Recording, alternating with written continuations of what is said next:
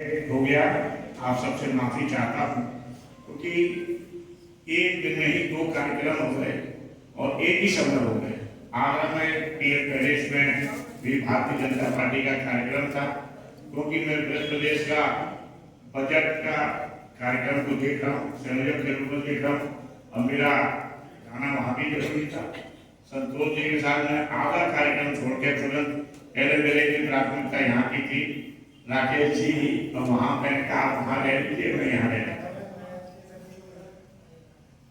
Budget पर बात हो रही है और बजट पर आज तक सिवाय भारतीय जनता पार्टी के अलावा किसी भी पार्टी ने नहीं ये सोचा कि बजट लोकसभा से निकलकर, विधानसभा से निकलकर, नगर निगम से निकलकर आम जनता तक जाना चाहिए।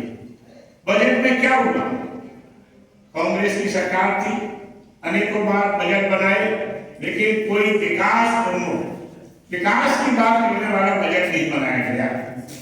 जब से देश के प्रधानमंत्री मोदी जी बने, बजट कैसा होना चाहिए, बजट है क्या, बजट किसके लिए बनाया जाता है, हमें पहले सोचना चाहिए।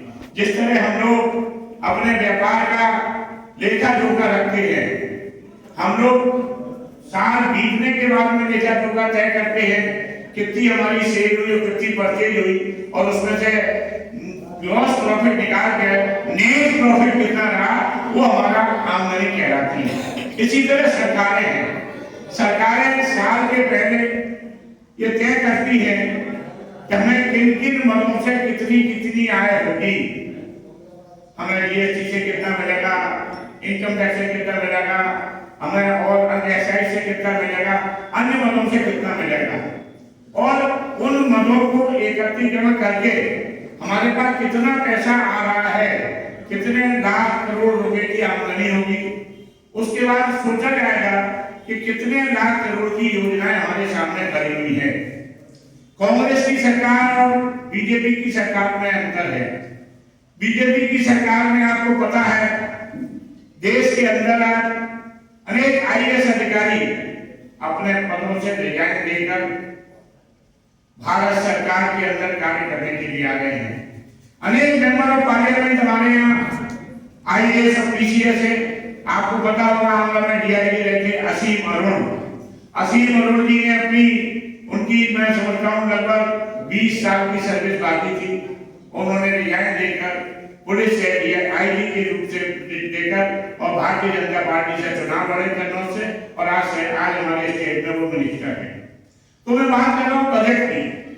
बजट, भारत का बजट 2014 से मोदी जी ने तय किया कि बजट कैसा होना चाहिए, विकास का बजट होना चाहिए, व्यापार धंधों का बजट होना चाहिए, इंडस्ट्री को बढ़ाने का बजट होना चाहिए, देश की उन्नति का बजट होना चाहिए। इसी कारण 9वें नंबर की जीडीपी से 4थे नंबर पर है।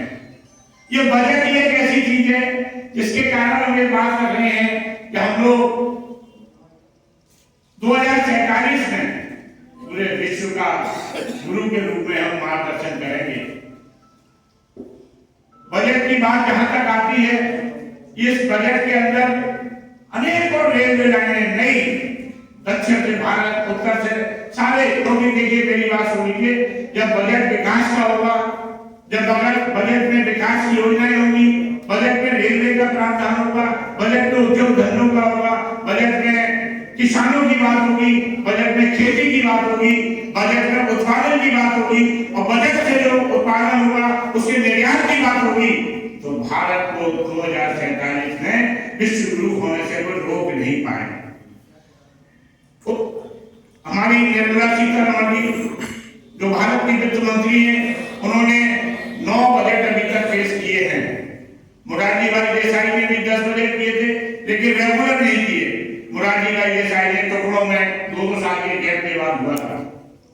एक बहुत बड़ी समस्या बजट के अंदर आ रही थी हम व्यापारियों को, हमारा फाइनेंशियल ईयर 24-25 है और इनकम टैक्स का फाइनेंस ईयर को 25 और 26 कहलाता था। इसके लिए व्यापार मंडल ने भी लिखा पड़ी गई, हम लोगों ने भी करी।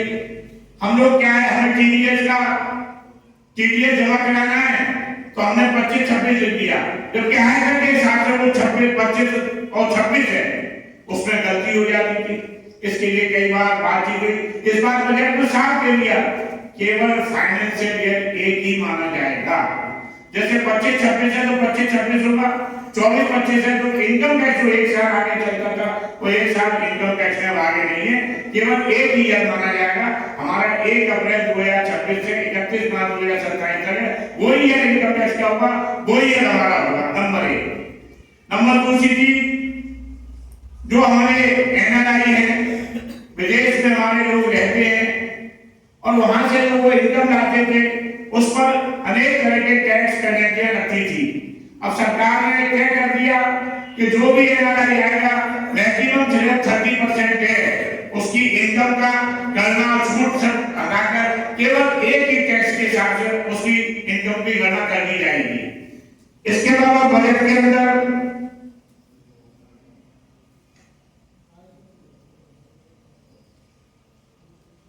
हमारे यहाँ अभी जो परेशानी थी ये थी कि रिटर्न आप 31 दिसंबर तक जमा करा दीजिए, पेड नहीं है।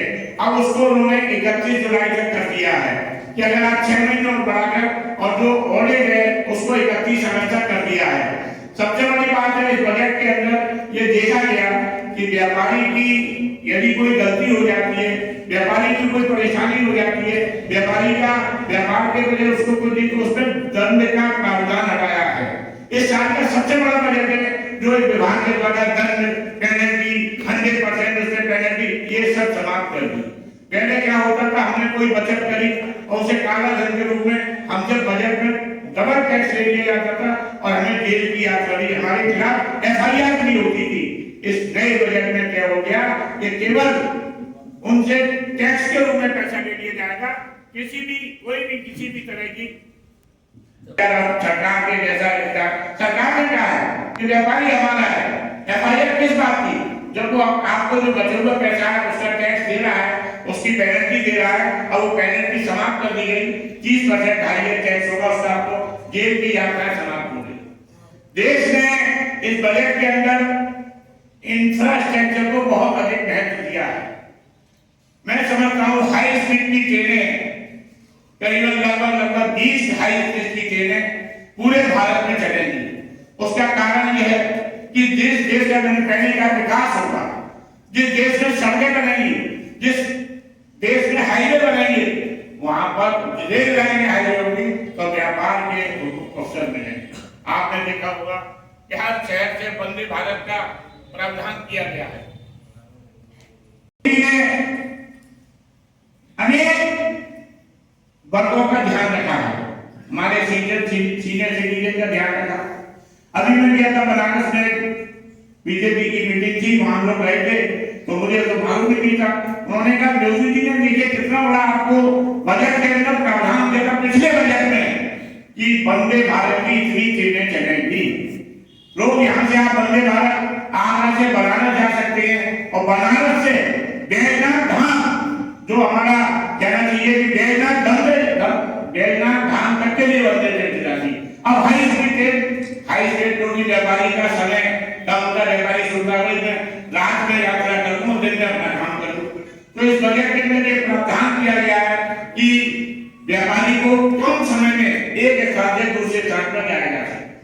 शिक्षा, किसी भी देश की उन्नति शिक्षा, विकास, व्यापार, निर्यात, शिक्षा के ऊपर अनेक टेक्निकल कॉलेज खोलने की बात करी गई है।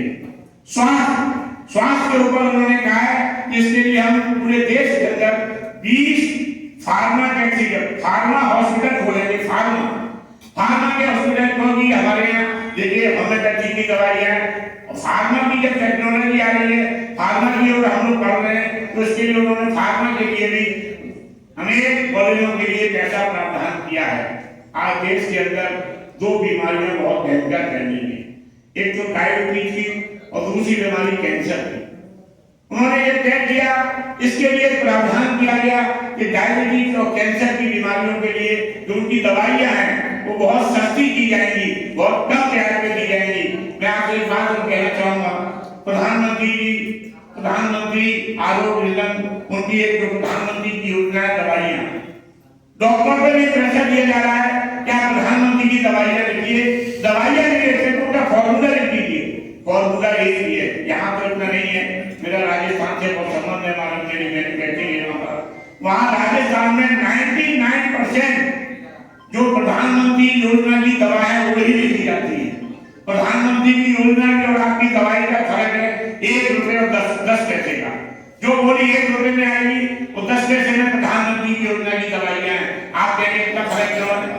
क्योंकि वहां टेस्टिंग, फॉर्मूले, डॉक्टर्स का कमीशन, फार्मासिस्ट का कमीशन, एजेंटों का कमीशन, इन सबको हटाने के लिए चाहे मैं चाहता हूँ तेलंगाना में प्रधानमंत्री की दवाई का आगरा में तो 20-25 सेंटर है, हर जगह है। इसलिए ये डॉक्टर जो भ्रम फैला रहे हैं कि ये अलग है वो अलग है, केवल वही चीज है कि जलेबी इस मैदा से बनेगी, इस मक्खन से बनेगी, वो एक प्रधानमंत्री की दवाई में फिर सारे ऐसे डाले जाते हैं, वो इसके अंदर है।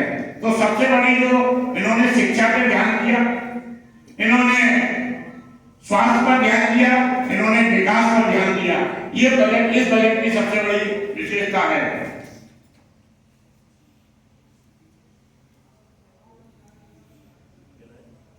कानून, पिछले बार ऐसा था 60 साल से पुराने कानून चल रहे थे, बड़ी खामियां थी, पुराना डल्ला चल रहा था। इस बार वित्त मंत्री जी ने घोषणा की है कि पुराने कानूनों को समाप्त करके, पुराने कानूनों में आमूल परिवर्तन करके 1 जुलाई 2026 से आयकर का नया कानून घोषित कर दिया गया है, जिसके अंदर अनेक, अब मान लीजिए हमने अपने इनकम का नक्शा दाखिल किया, बहुत सी चीजें रह जाती थी, बहुत सी चीजें हम नहीं कर पाए, उन्हें गणना नहीं कर पाए, कुछ इनकम को हम दोबारा नहीं जोड़ पाए, तो उन सब के लिए 1 जुलाई से ये नया कानून आयकर ने लागू कर दिया। उस कानून में कहीं भी सजा का, जेल का, दंड का प्रावधान नहीं किया गया है। केवल जो अमूलचूल परिवर्तन वो टैक्स का फॉर्म इतने सरल किए जा रहे हैं कि आपको बिना ऑडिटर के, बिना आपको वकील के, स्वयं उस फॉर्म को भर के स्वयं सेल्फ असिस्टेंट में आप उसका अपना रिटर्न भी भर सकते हैं। इस बजट की सबसे बड़ी विशेषता ये है।